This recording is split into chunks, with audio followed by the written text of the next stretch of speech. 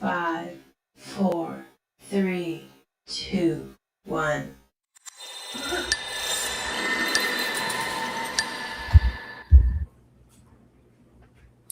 Hello, beautiful people. Happy Saturday. We are here to talk horror movies, and we are going to continue the 2025 wrap up. I uploaded my video of my best and worst 2025 movies of all genres, so make sure you check that out.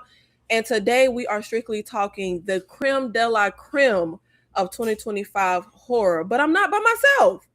We got Miss Lady Struggle herself, the queen bee of horror. I know she gonna come through with some good stuff tonight. Tyra. Don't you lie on me like that. Don't say that. Now, if this would have been 2024, this would have been a real cute situation. Hi, everybody. Thank you so much for being here. Thank you for having me, Nikki. I'm gonna do my best with what I got. Now, the creme de la creme, we might have to dig a little deeper for that. And of course, we have friends to the channel, Our Life in Horror, Sam and Brandon. Are y'all ready to talk 2025 horror? Of course. Yes, of course. I'm prepared. I think the list I'm most excited for is Sam, because me and Sam have a running joke that everything she loves, I hate, and everything I hate, she Vice loves. versa. Yeah, that's pretty on point, actually. And of course, last and definitely not least, we have the person y'all tried to crown, the horror girl, and we gonna indoctrinate her because she watch a lot more horror than she try to let on. I know she be in them horror streets. My sweet perspective, it's a perspective gonna be sweet tonight. Not so much, but there'll always be a sprinkling of sweetness there. But I'm excited. Thank you for having me, Nikki. I did not expect this invitation because, as I you stated, feel like it would be fun to have diverse lists and stuff. We the diehards, as y'all like to clown me. I'm always digging in the crates, and you're the average kind of horror fan that ain't digging, Casual but you viewer. watch it. Yeah, casually, sure. See, Sam, what is your overall opinion of 2025 horror movies as a whole? What kind of year was it for you? I thought we had some good movies. I know I was hearing differing opinions before we went live, but I have quite a few movies. Even when we did our top 10 the other day, I had a long list afterwards of honorable mentions. So it was hard for me to come up with my 10 and now 5. So you had a hard time narrowing it down because you had a lot of movies you loved. Yeah, I did. How did you feel, Brandon, about the year as a whole when it comes to horror? I mean, I thought it was a good year. It wasn't a great year, but it was a good one. We Yeah. had some pretty solid movies mixed in there. We had a lot of fun movies as well. A lot of genre blending movies, which I was very excited for. And I think they all pretty much hit the mark. So, yeah, I think there's a good variety of horror this year. Let's see. Thank you to everybody in the chat. TG, thank you for being here in the live. Joshua, thank you for being here in the live. Shout out to everybody who is here. Please make sure you support the panel. Tyra, what did you think of 2025 horror? Oh. I mean, it had a lot of promise because this wasn't a year, fortunately, of sequels. We got, some individual properties, which is always great. Some new things, new creatures, new villains. But the plots weren't plotting for me quite often. And it was a drag. It was a drag. Even when I went over there into them indie, hidden, low budget shutter streets, if you will, it was just all quite disappointing. And I'm looking forward to what we have to offer this year because anything I thought was great, it came out in 2024 and I was just late to watch it. You know what? I felt like you because I spent the whole year, like, we got to the end and I said, dang, did I even give any 5 stars this year? Like, what in the world? I feel like I had a ton of 3-star films, which for me, 3 stars like an average, middle of the road, enjoyable kind of movie. And that was the bulk of what I rated stuff in 25. And even my foreign films let me down. You said the independent my foreign films, I was like, I can always count on the Japanese, on the French. They gonna give me something. Ashley, did 25 horror win you over? Did you say, you know what, I'm coming to the dark side? Yeah, no, it didn't. But it was fine. Like, you know how I am. I'm honestly, even outside of just like the horror space, I'm more of a TV girly. Like, I'm more of a TV show type of person. Because film overall has just disappointed me probably for quite a few years, honestly. It doesn't quite move me. But I will say there were some things that stood out to me this year that I actually had a good time watching. So I'll always take that. That's a win for me. So what kind of horror TV did you like this year or I last love year? Derry. I thought Derry was super fun. That was probably on the top of my show list. That was in the horror genre. I thought they did a great job with that. So we are going to go through our ranking of 5 through 1 of our horror films from 2025. And I guess I'll kick it off. My number 5, I halfway feel like my number 5 is embarrassing, but I can't deny how much fun I had with this movie. I was very pleasantly surprised. If you have been on my channel, you know the number one thing I always say is please stop casting Anya Taylor-Joy. Like, I'm so tired of that lady. But my number 5 is The Gorge. I was so shocked at how much I liked this movie. I actually had a really good time. I gave this one 4 stars, which is one of the highest ratings I gave anything this year. And the only reason it's my number 5 and not higher is because it doesn't have a rewatchability for me. And I love to rewatch stuff. And I really don't think I would ever rewatch this. But I thought the time, especially in The Gorge, was really good. I actually like Anya Taylor-Joy here because I feel like she's a good casting in certain things. Like she was casted well in The Witch, in that movie where she was like that weird bionic girl made in the lab. But she wasn't the right casting for like Furiosa. Like I be tired of them just picking her for everything. But she had good chemistry with the co-star here. Like it was so much I felt like they could have got into with the whole backstory of The Gorge and all of that. So that is my number 5. Tyra, what is coming in at your number 5? My number 5, for the reason that you said, like, oh, it didn't have rewatchability. I need rewatchability with my movies, especially with horror. My number 5 is Dangerous Animals. I had a really good time with Dangerous Animals. It got the best of both. We had a really good villain, and we had a little bit of like a creature feature. It was fun. Like first of all, you can really be like dead on arrival in the water when you get into like, oh, they're killer sharks. It's like, okay, what are you gonna do with some killer sharks that we haven't seen before? I thought the acting was great. The lead, like there was really great tension. I would watch it like I will put it like a little popcorn movie, just throw on and kick back and have a good time, maybe a little laugh.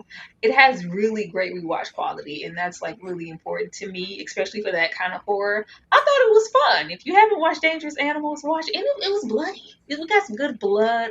I think the what is that? I think it got missed because it kind of got in the midst of like the Meg and whatever that other shark movie is that came out, and it kind of flew below the radar, but it was one of my favorites from this year.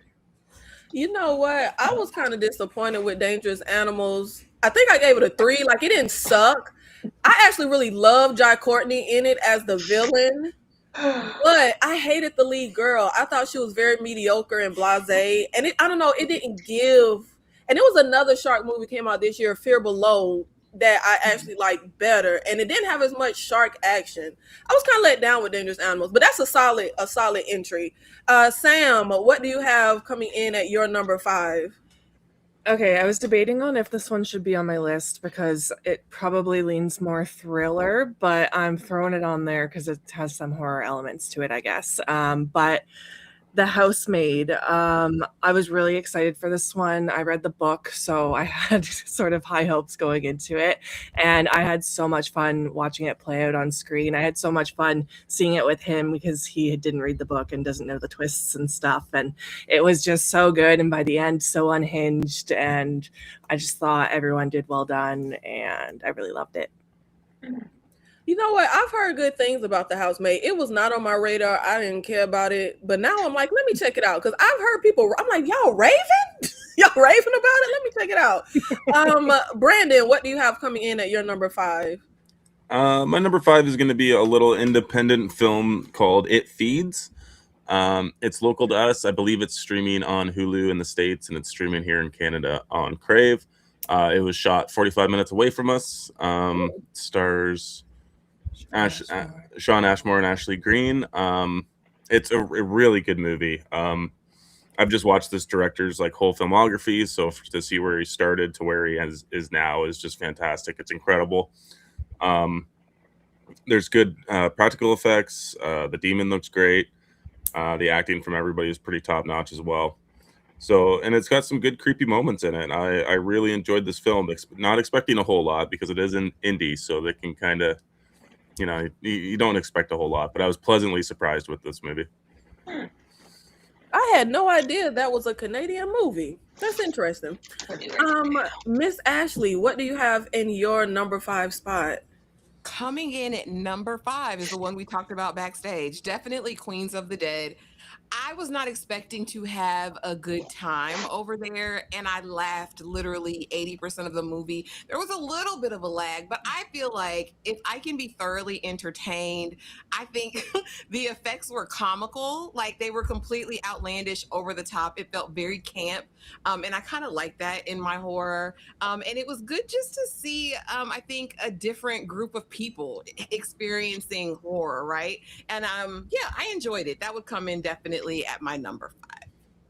I was shocked how much I like Queens of the Dead because I don't like comedy in my horror at all, but it had some good moments and like one-liners. That's what it was. It had like, when you're dealing with like the gays, it's gonna be some quippy, snappy one-liners that I thought was really good. But I was like, tone down the comedy. Give me more horror. But that was a solid one. And it was made by Nepo Babies. See, Nepo Babies get a bad rep. They really do. It's George A. Romero's feature film debut. And I would be here for whatever she does next. I thought that was really solid. I thought the movie looked good. And coming in at my number 4, I might get hate mail for not putting this at the top because people act like this movie is the second coming of Jesus himself. Sinners is my number 4. And I feel like typically when people go crazy with a movie, I typically don't like it. When Barbarian came out, I was so excited, like, oh shoot, people going crazy. I didn't care for Barbarian. So Sinners is the first time in a couple years where I walked out like, dang, the hype was real. Immaculately shot movie. It looks gorgeous. I'm not a fan of Michael B. Jordan. I think he be overacting, but that's neither here nor there. But I will say, I don't think I would have liked it as much if I didn't get a heads up because my mother saw it before me and she said, baby, this ain't no vampire movie. She was like, don't go in expecting horror. I would describe it as more like a Black historical drama with some vampires in the third act. But since I knew what I was getting into, I actually really enjoyed the ride. But if I didn't have that heads up, I would have been watching that movie mad like, baby, where's the vampires? And Rameek is my favorite character of the year. I was obsessed with him. You know what I'm saying? They would have got me because I would have said, baby, let me go outside. The clan finna come get us. Rameek want to unite us. Let me go on outside. Tyra, what do you have coming in at your number 4? Number 4 is the twisted Norwegian Cinderella tale, The Ugly Stepsister. I really like The Ugly Stepsister. It was so unexpected. I didn't know where we were going, but I am a big fan of body horror, and if you can like get me to wince at all, I was like, oh my god, like, are they really gonna do this? And they did it. I wouldn't want to spoil it for anybody. And I know a lot of people, if it's in a region or a foreign film, are like, oh, we gotta read. Yes, we might have to read just a little bit. Just a little bit. I think the journey that you go on with this film is warranted. And if you can get any type of film to make something like the Cinderella story interesting again and kind of turn it on its head, and we're focusing on the stepsister and getting into so much great body horror and practical effects, it was deliciously gross. Okay, it was. I just, anytime I thought it couldn't get any like worse as far as like, are they really gonna put her through? And it just got bad. I was like, girl, just bury her at this point because it's terrible. But I thought it was really, really good. And once again, it's a film that I would watch again. And it was directed by a woman. Shout out to The Ugly Stepsister. You know what my disconnect was with The Ugly Stepsister? It was a good movie, but it reminds me of movies like She's All That you know that era of films where an actress was the character supposed to be ugly, Yeah. and you watch the movie like, but she ain't even ugly. She's Like, got glasses.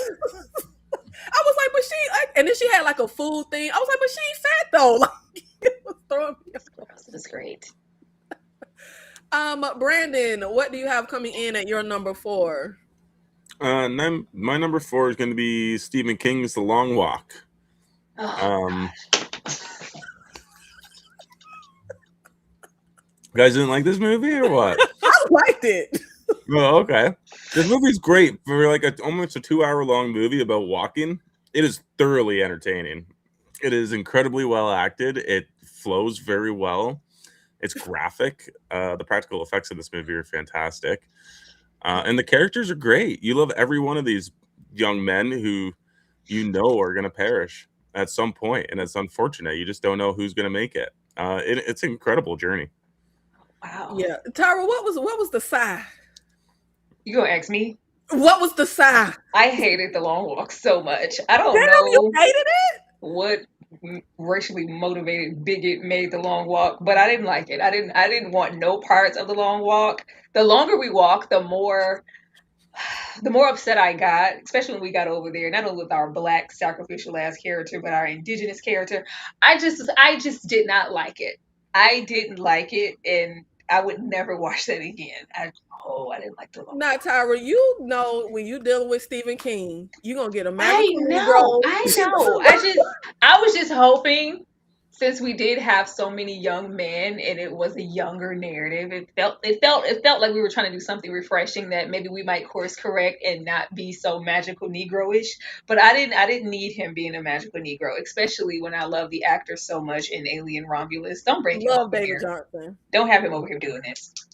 They did. I'm gonna be honest, with no spoilers, but they shot me at the end because I thought it was gonna go. Because all I say is Stephen King always got a reason to kill the Negroes off. Like That's he's what I gonna go said. out his way to If kill we Doc kill the Cameron Negro, I'm in the over it, family. Steven. Don't you kill the Negro. I was okay because we didn't do that. But the journey getting there, the fact that he was so eager to die for him, I was like, can you please pipe down? Can you You're please not gonna relax? stop walking for me, Tyra, so I can win. I want to live. I got stuff to live for. I'll be honest. I felt like Brandon. I feel like The Long Walk. I got to it late in the year because it just feels like the type of movie I wouldn't like. Like, man, we just walking the whole time. Like, I was so engrossed, and this is why I always harp on not liking characters. The characters and the acting elevated the baby. I was crying.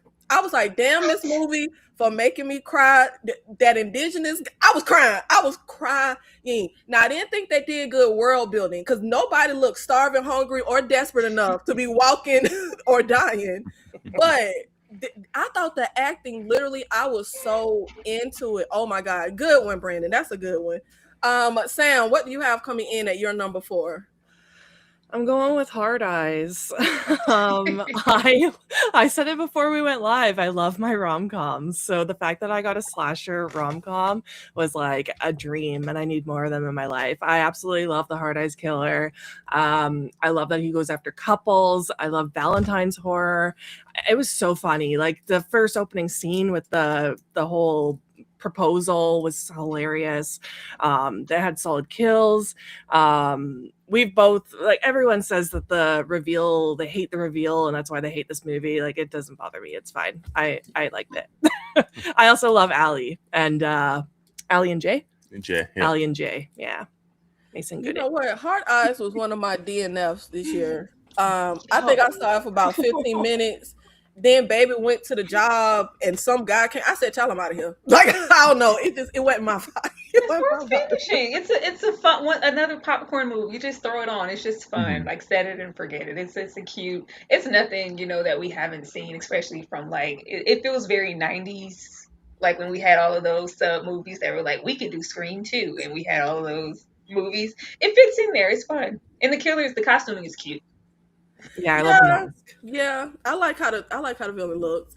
Ashley, what do you have coming in at your number 4? At my You're number muted. 4, I had a super good time over here with this one. Again, another. I think I like horror that makes me laugh. That's not supposed to make me laugh, but makes me laugh. The level of unhingedness that was released in this movie, it brought me joy. That's Bring Her Back. I did not go into it thinking I was going to enjoy myself over here because I really shouldn't have. But from the car hitting our elder lady at like some things that aren't supposed to be funny just really, really tickled me through it. And I actually didn't mind the story. I was here for it. I mean, it was a good time. It was a good watch. Yeah, I liked it. I don't think I ever expected anyone to say they laughed at, and bring her back. Again, we typically watch things in a group setting. And so it makes it funny. Things that shouldn't be sometimes. See, I knew you were demented. I knew it. Tyra, did you have any like standout or favorite performances in 2025? Stand out. Hey, let me look at this list again. Whoever, well, I don't know who the actor's name was, but that man who was packing and 28 years later, stand out, miraculous. That man who was dragging all that deer around that film, I don't know who that was. He didn't have any dialogue because we were still just in our zombie state and we couldn't do too much. We just infected.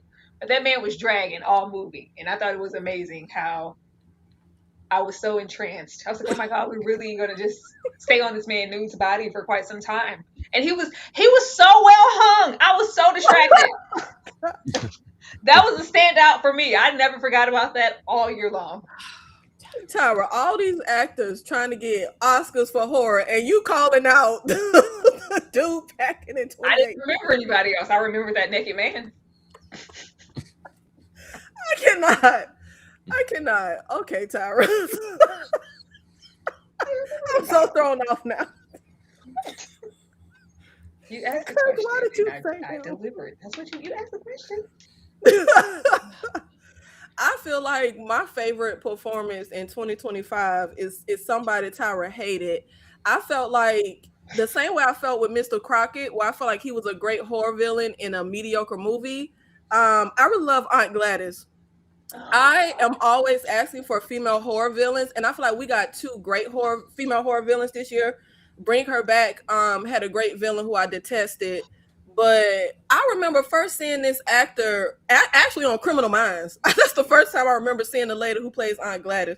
I thought her performance was amazing. I was absolutely here for it. Brandon, do you have any standout performances from 2025? Yeah, I mean, you guys already said two of the big ones. I'll go with the actor who played Samuel, right? Mhm. Samuel in Sinners. For first time performance, he absolutely proves that he can run with the big dogs. Like incredible performance. That's great. See, I didn't know we were supposed to give respectable answers. I thought we were just giving. Sam, did you have any standout performances? David Johnson in The Long Walk is definitely my favorite. I also really liked Braden Sklenar in The Housemaid. So, you know what? I get actively angry every time I see Dennis Quaid, mediocre ass son. He gets so many roles. If y'all don't give David Johnson all the roles and all, I'd be so sick of seeing Dennis Quaid.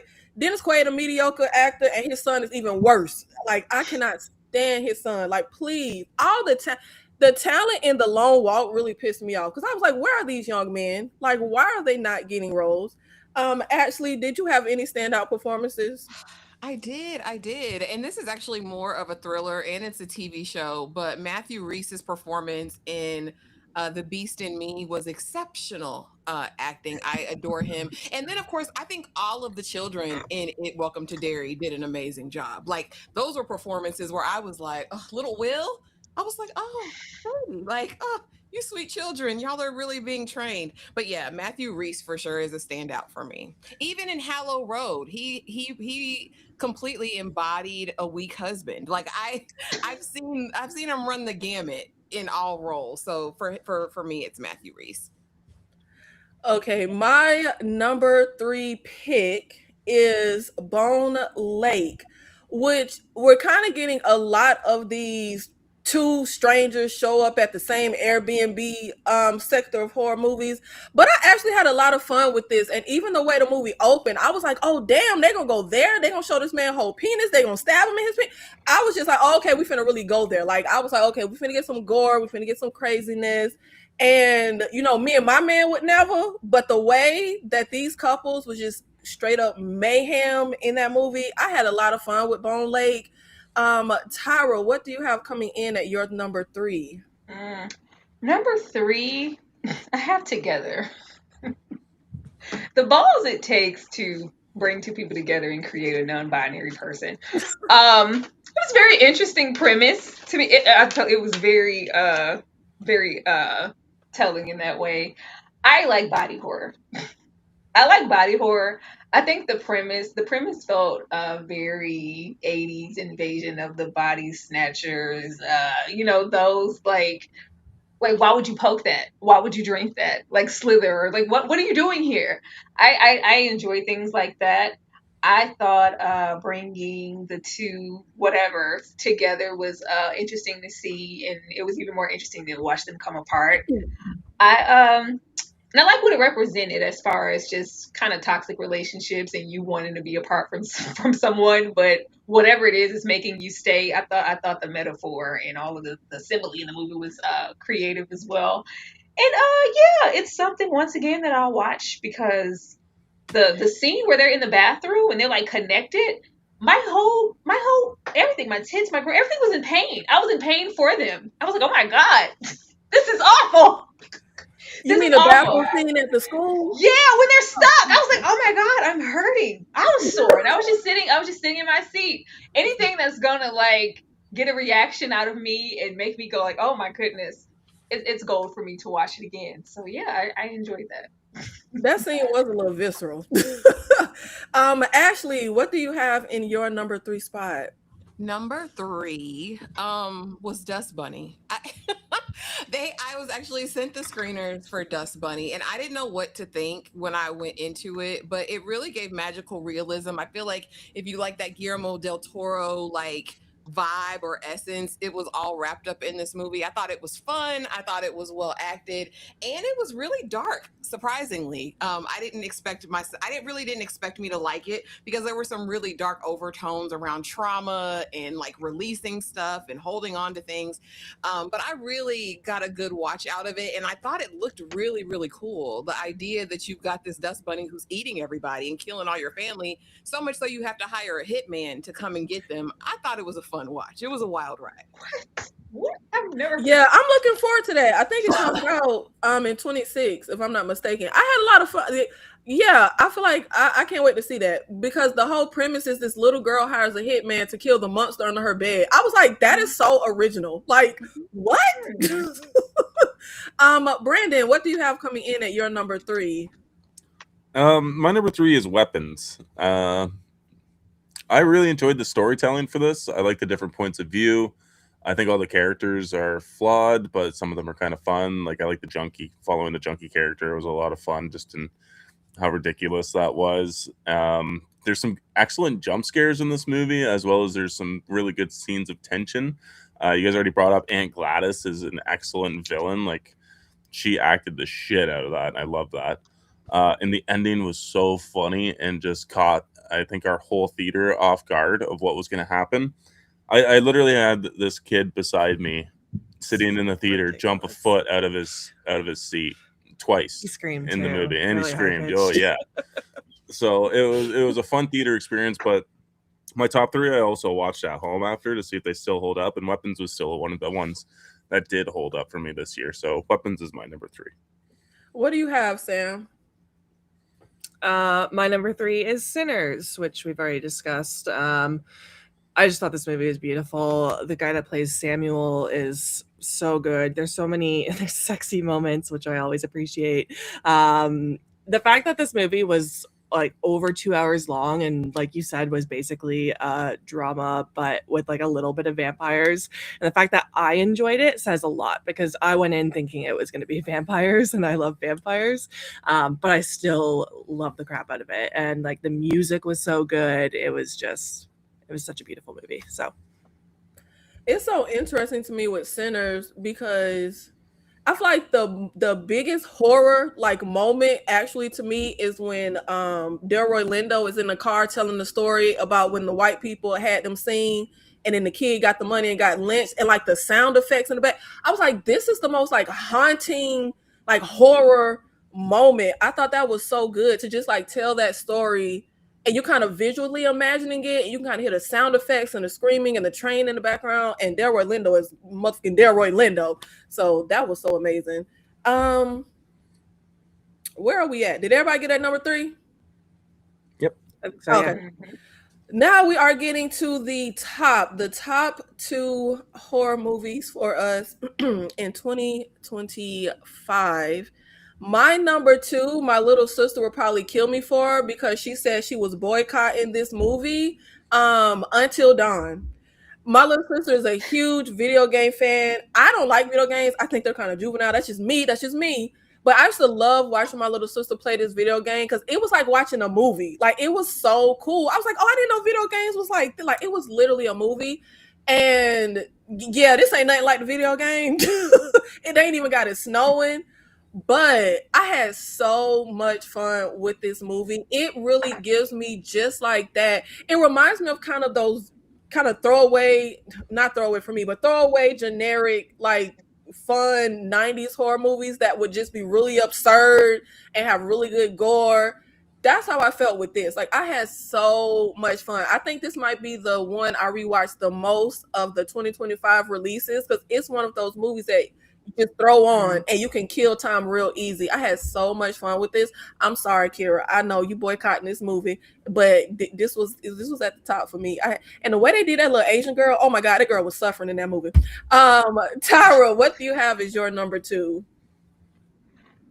Bring Her Back. Bring Her Back is number 2 because I was so mad. I was so mad. How dare you endear and put that poor sweet boy in my face and then take him out? I was so mad. I was so mad. Like, if you're gonna get an emotional response from me in a movie, I'm gonna remember it. Like, I was so upset because I was like, he has to be vindicated. He has to be redeemed. You know what, sister? I could leave your ass here. I should leave you here, but I'm not. I'm not gonna leave you here, and I'm gonna stick it out. And I'm gonna save my sister. Like you're waiting for like the reprieve and the release. Like, oh my God, they're safe because he deserves to be safe. If anybody, why did kill him? That just made me so it made me so mad. And then we have these horrific moments with oh my gosh. Like I'm trying to think because I haven't been back to watch it since the first time. But oh my goodness. The scene in the kitchen with the knife in the mouth, I was like, wow, well, why? Why? It's those were the more grotesque thing, but the real thing is just the villain in this she wasn't the mother to them, but the whoever she was to them, I can't remember. Foster But mom or her something. foster mom, like that relentless drive she had, just because this is what I want to do and this is the ritual and how to get it. I don't care who I have to sacrifice. She was just like she was awful, and it was something really eerie about her. That actress, can't remember her name, but she's great. It's just she gets under your skin, and I was very entertained and sad at the same time. Well, since you done spoiled it, I'm gonna say what really pissed me off with Bring. I actually hated that movie, and I feel like I'm just not the audience for these filmmakers because I wasn't a fan of Talk to Me either.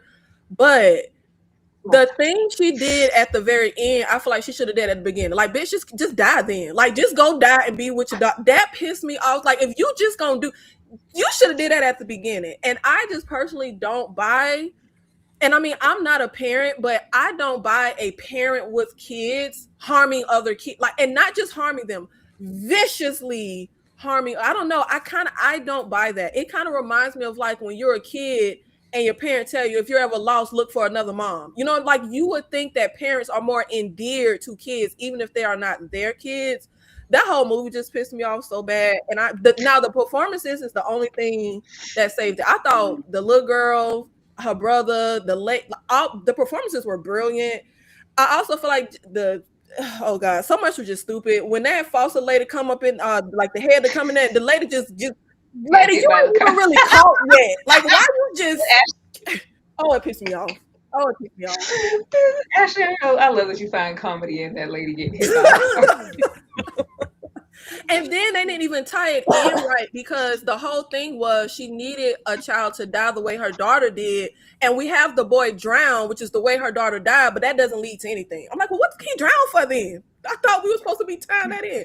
Anyway, that's my gripe. Since Tyra spoiled it, I just went on all into it. Ashley, what's your number 2? Tyra's not gonna like this, but these are the tales, the freaky tales. That actually was classified as horror, and I loved it. It's a cute 80s anthology style, kind of sci-fi horror vibe, I guess. I had a great time with it. We're killing Nazis in Oakland. Like, it felt so West. Like, I enjoyed myself over there. I really, really had a good time. It like really, I feel like transported you back to the 80s. We even get our Kareem Abdul-Jabbar type moment in the last set of stories. Like, I just had a good time. It was bloody for no reason. It didn't make any sense. We got like the punk kid culture. We got rap. We got Too Short. Like, Freaky Tales was a good time to me. And my little sister is on my mother's account saying it hurts that I'm sorry. I'm sorry. I know the video. Y'all think horror fans be crazy or book adaptation people? Them video games people be crazy. They be crazy about their little video game adaptations, child. Sam, what do you have coming in at your number 2? I have The Long Walk. I loved this movie. I was also crying. I thought it was so emotional. The acting was so great. Again, David Johnson just steals it all the time when I see him now in Romulus too. Yeah, he's such a cutie. The first kill that we get too with Curly, the boy, like, is so emotional. I don't know. I was just an emotional mess the whole movie, especially knowing that only one person can make it. So yeah, I loved it. When a movie gets me like that, I'm in. I haven't been able to rewatch it though, because I have to like be PMSing or something, and I just haven't been in the mood. The Long Walk proved to me that I don't have no real friends, because the way them people knew each other for 2 hours and was clocking out for each other, like, me and my friends need to have a talk. Brandon, what do you have at your number 2? My number 2 is going to be Sinners. We already talked about it quite a bit, but I think it's a great ensemble cast. It's an excellent story. I didn't know. I knew like the vague idea of what the movie was, but I didn't know where exactly it was going to go. So I dragged Sam out to go see it because you were kind of Sinners. you kind of didn't want to go see it at the time. But after we got out of the theater, we were like, "Fuck, that's That like was really good. that was like one of the best movies of the year for sure." The soundtrack's excellent. The cinematography, just everything about that movie to me is like perfection. We watched it once too when we were at home, and we were still afterwards like, fuck, that is such a good movie. You know the thing that really bugs me with Sinners, and I need to know what y'all think. When the old girl let all the vampires in, it wasn't nothing but about a little group of us. Who was them vampires killing? They was jumping on humans when they got into that juke joint, and it wasn't no other humans. I was like, baby, who is they jumping on? Who is these random extra actors that Ryan Coogler got in here that they was just jumping on? I was like, who is That is very anal. Yeah, no movie is perfect. Because I was like, where did we only had about 5 people in there. And I was like, who are the vampires jumping on? That was killing me. And then you're going to kick everybody outside with the vampires at so they can all turn. Sir, get them folks. Don't let them out. But does anybody have an honorable mention that did not make the top 5? 28 Years Later for me will be an honorable mention. I really love the beginning of 28 Years Later. And then by the time we got halfway through, when Lil Man, if you will, was out there on his own independently with his crazy mama, it lost me. It lost me, and the premise just got a bit weak for me, so I couldn't put it in the top 5. But 28 Years Later is definitely an honorable mention. Ashley?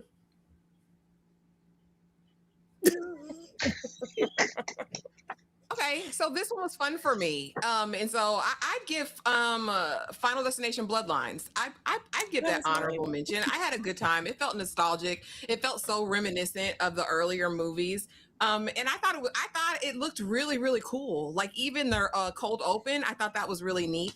Yeah, I'd give it to Final Destination Bloodlines. Your expression was so funny. I was like, what? I just wasn't on the list, Nikki. I have notes. This was... Brandon, do you have an honorable mention? Yeah, I'm gonna give it to Begonia on this one. I think Begonia is a really good movie. It's a lot of fun. I think Emma Stone. Emma Stone and whoever that other guy is, the Matt Damon lookalike, basically is what I call him, anyways. But I think he is so good in this movie. Like, he's so different from all of his other roles. So I really like their portrayal. The score is so big and bombastic and epic, even though there's some like sillier things happening on screen. I do have like its issues with like some of the costume designs near the end of the movie, but other than that, it's a guessing game of whether or not you believe this crazy guy or you don't believe this crazy guy. And it's just a lot of fun. I watched it like just before the year ended and I was blown away by how much I loved it.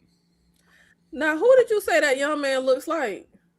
Oh, Matt Damon. Matt Damon. Now, see, Brandon, all white people don't look the same because Jesse Plemons don't look nothing like Matt Damon.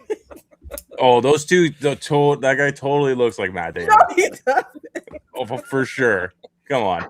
I feel like Jesse Plemons has such a distinct face. Like, you know him when you see it. That is not Matt Damon. Yeah, like Matt Damon. Like, if he's turned to There's the only- side and moves really fast, I can kind of see it almost. I say a cross between Matt Damon and the guy from Daredevil. What you call Matt's Ben best Affleck? friend? Yeah. The best friend. Yeah. John The show. Favreau? What? Between Matt This Damon fella? and him. This That's don't the look nothing like Matt. That's Don't y'all what disrespect I- Matt Damon like that. Now, he looked more like Matt Murdock's best friend than Matt Damon. Yeah. But my honorable mention was just a random no-name movie that I just so happened to came across. It's a Norwegian like disaster creature feature called Survive. I was so pleasantly surprised. It's this family who go out on a boat for their son's birthday, and this whole like catastrophic event happens. And so I don't know why humans turn feral when the apocalypse only been like 5 hours, but they did, and they was trying to kill people for their rations and stuff. But then you also had these weird like creatures. I was very pleasantly surprised. It was a really good time. It's just a little generic movie and mediocre acting, but I had so much fun. I love a creature feature. I thought the creatures were really good. I mean, they look fake, but the creatures were really good, and I had a really good time. My number one movie of 2025, well, my number one horror movie is actually the only horror movie that I gave 5 stars, and that was Together.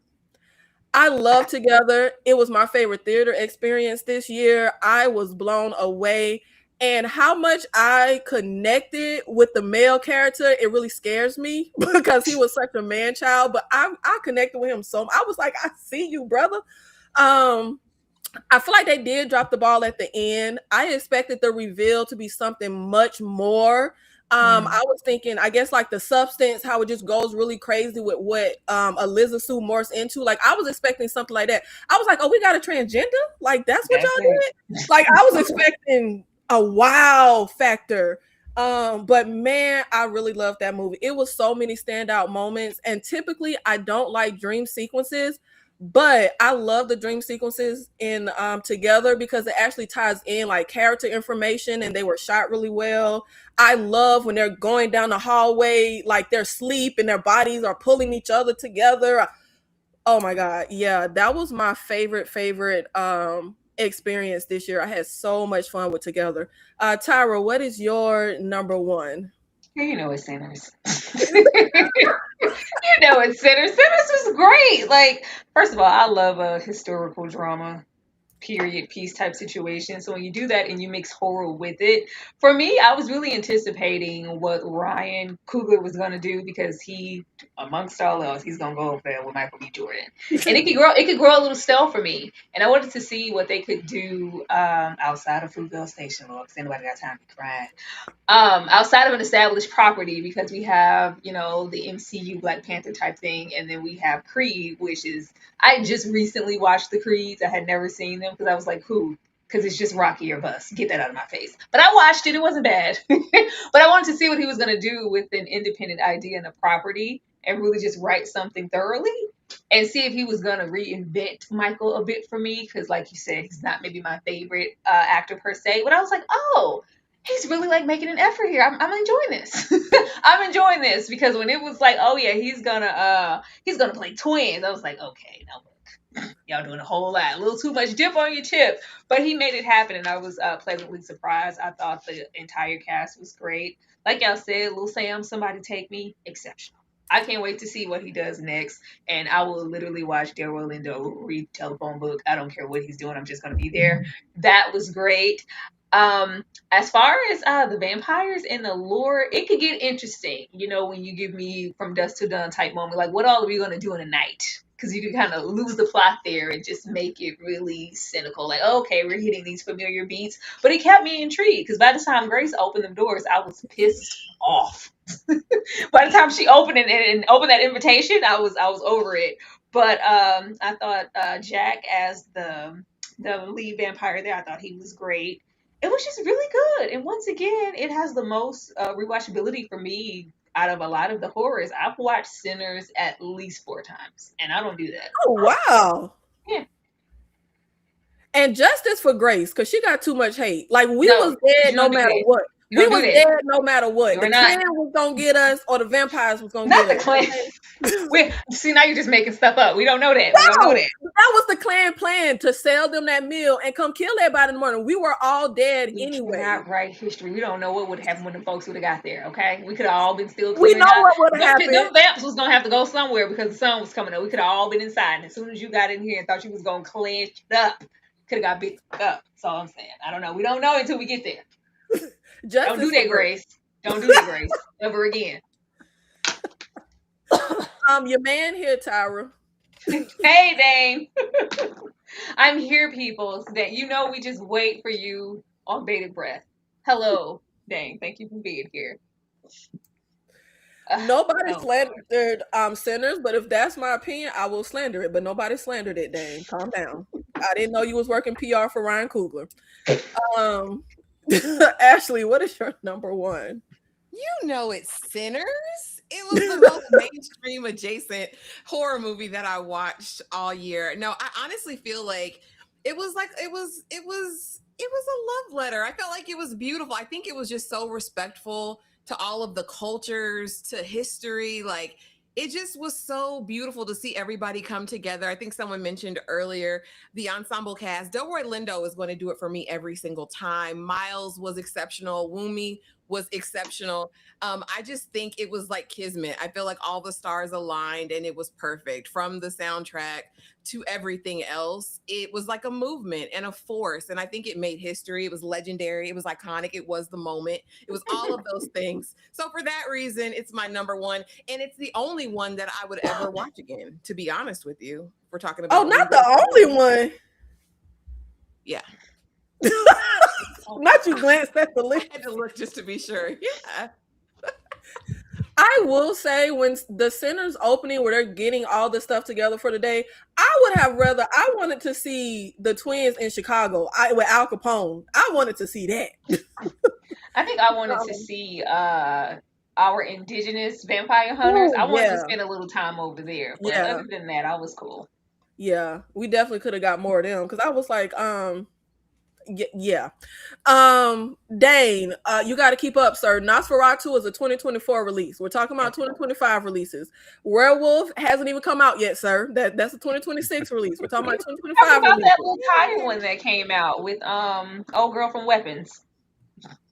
Wolfman. Oh, Wolfman? Well, that ain't called Werewolf. That's called Wolfman. I'm just assuming, because nothing called Werewolf came out.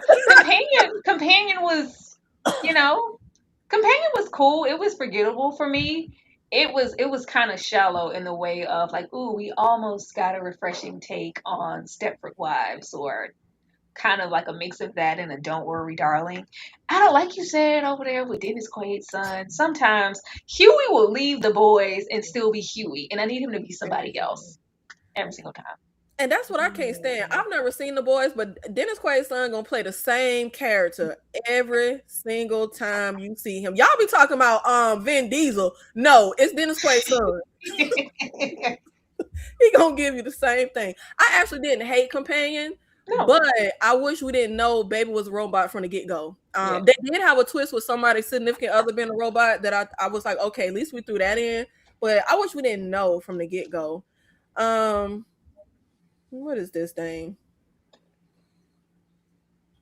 What? Dang, can you dang, please. It's my same old animal in my bed. An animal don't mean man. It's a literal animal. Get out of people's private business. Oh my God, dang. I cannot. Brandon, please. What's your number one? My number one is gonna be Bring Her Back. And I have it at number one because of as good as Sinners was, it wasn't horror all the way through, whereas Bring Her Back just has dread throughout the entire movie.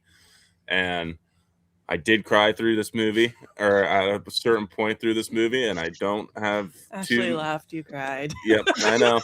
I don't usually have that happen to me, but I had a very, very rough day, and I was just like, it was just too Don't much. gotta justify it.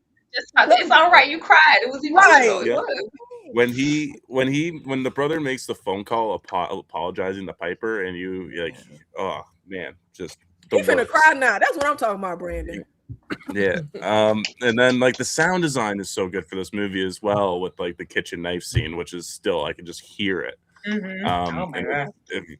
Incredible practical effects there as well. And Sally Hawkins just nails it as this manipulative, grief-stricken mother. It's an awful film to watch. It's just like a bad feeling film through and through, and that's what I love in my horror. So Bring Her Back takes it for me this year. Sam, what do you have? I'm going with Frankenstein. I loved this movie. I love the character of Frankenstein. I've been a little obsessive over this monster, Frankenstein's monster. Sorry, people. Yeah, I loved this movie. I'm not big on long movies, and this one I didn't even feel the runtime. I think the sets were beautiful, all the colors, the costumes. I think Jacob Elordi was amazing. I can still hear him screaming in the fire. I usually hate Mia Goth, and she actually was good in this. She wasn't Mia Gothing, is what I like to say, because Mia Goth is just over the top. But in this one, I actually loved her relationship with the monster, and yeah, it was emotional. I just think it was a really beautiful movie. So that's my number one. I feel like the story of Frankenstein has been made so many times, even if it's like Penny Dreadful TV show, but that opening sequence was really good. That opening it wasn't. Somebody was really going crazy before I saw Frankenstein about how it was the greatest opening ever. Now, child, calm down, because it wasn't. But the opening was really good. I wish we got more of that monster action. Because the more slowly paced, you know how Guillermo del Toro gonna do. It kind of like Crimson Peak. That doesn't work for me personally. But yeah, I don't like that girl either. Just like Sam. That was all of our favorite horror for 2025. No, Blair, we did not mention Good Boy. I did enjoy it. Tyra, did you like Good Boy? I just watched Good Boy. It was cool, but it wasn't good enough to make the top 5. Yeah, I agree. Jay Buggin, yes, Baby Quaid plays the same motherfucker with the same face. I'm sick of his face. I hate his face. I hate his hairline. I hate his voice, his haircut. I don't like his cuticles. I cannot stand. Oh, Lord. All right, Kendrick Lamar. Actually, it's DMX when he was talking about how much he ain't like Drake. But yeah, I cannot stand he's so, I feel like he just gives mediocre. I feel like you can pluck any actor into the role. He is nothing special. Oh God, I can't stand him. But anyway. We are going to also lastly, before we get out of here, get into some of our anticipated 2026 movies. I really hope, Lord, I am putting myself at the altar that 2026 will be a better year for horror than 2025 was, because Lord Jesus, I was struggling in 2025. I was searching. But a couple of my most anticipated would be Evil Dead Burn. I love the Evil Dead franchise, And unlike a lot of franchises that start to burn out, I feel like what they're doing, where they're kind of revamping it and they're not interconnected, I think that definitely gives way for some really interesting stuff. And it is the same writer director who did that French spider horror Infested. So I feel like it is in great hands. And I have not liked Scream since the original trilogy. I'm so hyped for Scream 7. I am so motherfucking hyped for Scream 7. Y'all have no idea. I love Sydney. That is my final girl. I feel like the way that Bruce Willis is the Die Hard franchise, the way Arnold Schwarzenegger is the Terminator franchise, I think Neve Campbell is the Scream franchise. That's just my personal opinion. I'm honestly, though, I'm not like expecting a lot. I'm not expecting it to blow me away, but I'm hoping it will be like a really great true to form slasher, and that they do some. We gotta have some stakes. Kill Sydney husband, kill one of her kids. I don't know. I need y'all to really go crazy and give us something. But the last one I'm looking forward to is Hokum, because it is the same writer director that did Oddity. I didn't care for his first movie, but Oddity was like my favorite horror movie of that year. So I'm super, super excited for what he's doing. It's going to be Irish again. It's going to be about a witch again, which I have no problem with him kind of trending those same things. I'm super, super excited. Ashley, do you have any horror that you're looking forward to for 2026? I actually do, because you sent me Oh, down the rabbit hole, so I had to dig in and see what was going on. And this is actually in the horror genre, and I'm talking Clayface. Even though it's going to be, I guess, DC. Mike Flanagan. Since I got turned on to Mike Flanagan, he can do no wrong for me. Since Tyra had me watch them people, the vamps, in the church. What was it? Not the haunted. Who is it, Tyra? Midnight Mass. The I vamps was on the like, church. oh, yeah, Oh, yeah. yeah. So he didn't give Okay. me no- So Clayface for sure, and then the other one is, I think, called Bride, and it's like a turning the Bride of Frankenstein kind of on its ear. It looked really cool just from the still shots. So those are the two I'm kind of looking out for in 2026 in the horror space. Brandon. Oh, Evil Dead Rise for me, 100%. I'm an Evil Dead head, so that's the one I'm looking forward to the most. But I'm also looking forward to Lee Cronin's The Mummy is supposed to be coming out this year. I haven't heard too much about it, but he did a pretty good job with Evil Dead Rise, and The Hole in the Ground was also a really good little indie film that I'm excited for. And I'll go with Pinocchio Unstrung. I'll give me some of that Puniverse, action going on. I'm excited to see what they do with Pinocchio and how far they take things, because I've heard some pretty wild stuff about it, and I'm excited to see some good practical effects. I like Bambi the Reckoning, so I'll be there for Pinocchio. Sam. Definitely Evil Dead Burn, same top of the list for me. I was really anticipating Primate, but we saw it last night and it was incredible. It was actually really tense. And then I'm going to throw out Verity, which is going to be more thriller, but based off a Colleen Hoover novel, and it's the one book that I actually had a jump scare in while reading. Like, I jumped and I'm like, I didn't realize I could do that in a book. So I'm excited. I love the casting. Not you jump, Sam, reading the book. But that's good that your first movie of the year met your expectations. Tyra. Probably more of the same. I am really anticipating Clayface. Y'all know Batman is my favorite. I don't know about the MCU streets, but I be in those DC streets, and I'm anticipating that. And it's Mike Flanagan, and it's a body horror. Oh my gosh, I'm so excited. Let me think. I just feel like the Terrifier is really going to upset me, because they keep pushing the boundaries and taking away from what I love so much about the first film. So I'm anticipating it probably for the wrong reasons, but I am anticipating it because I'm going to watch it. I don't know how we're going to top what we just did. Just please, no. But I'm going to be watching. I'm going to be excited for it. The Bride, once again, because like you guys said, we've had so many variations of the Frankenstein film. I feel like The Bride has been sidestepped multiple times. So it'll be interesting to see how they reinvent it and what we do with that. Ready or Not, too. I'm anticipating that. I love Ready or Not. I love a good Ready or Not next type of final girl fighting for her life in a house full of whatever. And then I saw we have something like It Will Kill You or They Will Kill You that pretty much looks like it has damn near the exact same premise. I was like, what? With I'm Zazie watching both Beetz. of these. Yeah, I'm watching both of those because that's my kind of vibe. It's a good time. And of course, Evil Dead Burns. I think it's gonna be good. Like you said, they keep reinventing it and making it great again. I look forward to seeing what they're gonna do. What do you mean burn? Like, is it burn feels final? I'm like, what does this mean? Like Evil Dead Burn? I don't know. I just want to see what they do with it because Evil Dead Rise was very very entertaining. Oh, and I forgot to ask everyone before we did our most anticipated. I was supposed to ask, what was you guys' number one non-horror movie of 2025? Mine was, I'm gonna say The Assessment. I was very pleasantly surprised. It's a really, really weird movie, and typically I don't like weird. The Assessment is about like this post-apocalyptic world where we rebuild society, but you can't just have kids because of course resources are limited. So in order to have a kid, you have to be approved by the government through something called the assessment, which I think we should be doing in real life because y'all just popping out these kids, child.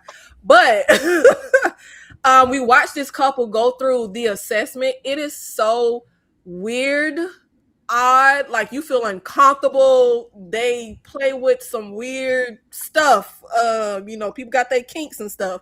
But I feel like that was my favorite non-horror movie. I just the performances were so good. It kind of made you feel like I don't know how I'm supposed to feel about this when certain scenes are happening. And I can tell you right now, the government will stamp my application. Do not give her a child. Ashley, what was your favorite non-horror movie of 2025? This one came in right under the wire because I was up between two. I was up between Left-Handed Girl, which is a Taiwanese film, which I thought was really, really good. Oh, what the heck? But I will say Goodbye June. Helen Mirren was over there. It was heart-wrenching. It was raw. It was vulnerable. It was so good. So for that reason, it'll be Goodbye June. I really enjoyed it. You know what, Ashley? Did you see that movie, Sorry Baby? No. That feels like your kind of movie. Because you just said heartfelt. It's about these two best friends. It's like a melodrama type of thing. Pull at your heartstring. Well, yeah, this is a tearjerker, but it wasn't melodramatic, Nikki. They say something happened to Agnes, child. It sound like melodrama to me. Brandon, what was your favorite non-horror of 2025? It was Marvel's The Thunderbolts. Was my favorite of the year. It felt like a good return to form for Marvel. It had tackled some deeper, darker issues while maintaining a little too much of the humor. But overall, I thought it was the best Marvel movie of the year. Anyways, I'll give it that. I think I only watched like 3 non-horror movies this year, and they were all Marvel stuff. So I kind of had to pick through the 3. I'm glad that I'm not the only person who, like, literally my whole life, the number one genre I watch is horror, and I'm so glad it's not just me. I actually enjoyed Thunderbolts, and I'm not a Marvel comic book girl. I actually only just started watching. Like, I saw Iron Man for the first time. I saw Avengers for the first time. I'm kind of cheesy in the way that I like a good moral to the story, and I thought Thunderbolts had like a good moral to the story that I really liked. Sam. Yeah, I'm kind of in the same boat. I haven't watched a whole lot outside of horror and reality TV. So I like my rom-coms, and there wasn't a whole lot this year to pick from. So I'm going to go with The Materialists. We just watched it the other night, and I enjoyed it. I really like the ending. It's more of a rum-drum, Brendan says. I thought there's a little hee-hee, ha-ha in there. But yeah, it's that or maybe Wicked for Good. But I like the first Wicked more, so... I'll go with The Materialists. Tyra. I chose Frankenstein. For me, Frankenstein wasn't horror per se. It's more like high fantasy, sci-fi. Guillermo del Toro. It's fantasy for me, so I chose Frankenstein. I just don't consider that horror. Not for me. I can't believe that's your number one movie. I'm very surprised. That's it. Yeah, I didn't like too much, obviously. I didn't like very much all this year. It was a slow year last year. Well, thank you guys for joining me for this panel. I thought it would be fun to just get, a diverse little group of movies. I love that we didn't have all the same stuff, which I knew we wouldn't. Tyra, do you want to tell the people what you have coming up, how they can find you, and all that other good stuff? Tyra say, "Don't find me." No.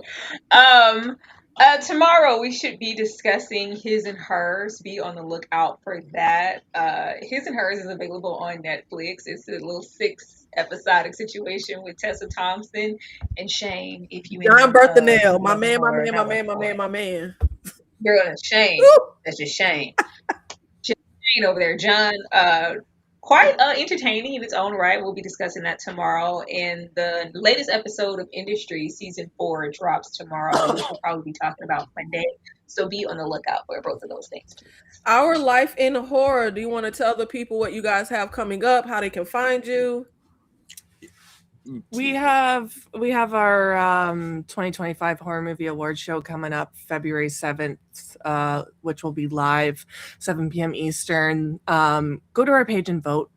Voting Vote closes tomorrow. Yep. And then I'm off for the rest of the month. So yeah, so Monday I am going to be doing a top 10 physical media releases that me and my buddy Bo, Critic After Dark, would like to see come out this year. And then on Wednesday, I got Rob Humphrey and Mike from That Slasher Radio are going to be on my channel for a review of I Am Legend. And then we're going to go see 28 years later, The Bone Temple next Friday. So expect a review out of that as well next weekend. Ashley, do you want to tell the people what's happening on My Sweet Perspective? Absolutely, a ton. January is filled with TV releases. So, in addition to what Tyra mentioned, we'll also be tackling Traitors. We'll be talking The Pit. We'll be talking Ryan Murphy's new series, Beauty. We're going over there, A Night of the Seven Kingdoms. So, just make sure that you're subscribed. I'm My Sweet Perspective on every single platform. And thank y'all for coming through. And Nikki, thank you so much for having me tonight. Thank you, Ashley. Always sweet to me. But thank you to everybody in the chat, everybody who came by. Please make sure you support everybody on the panel. We are streaming also on Struggles and My Sweet Perspective. Make sure you like the live, make sure you subscribe, make sure you support, do all the good stuff, and we will see you in the next one, people. Thank you.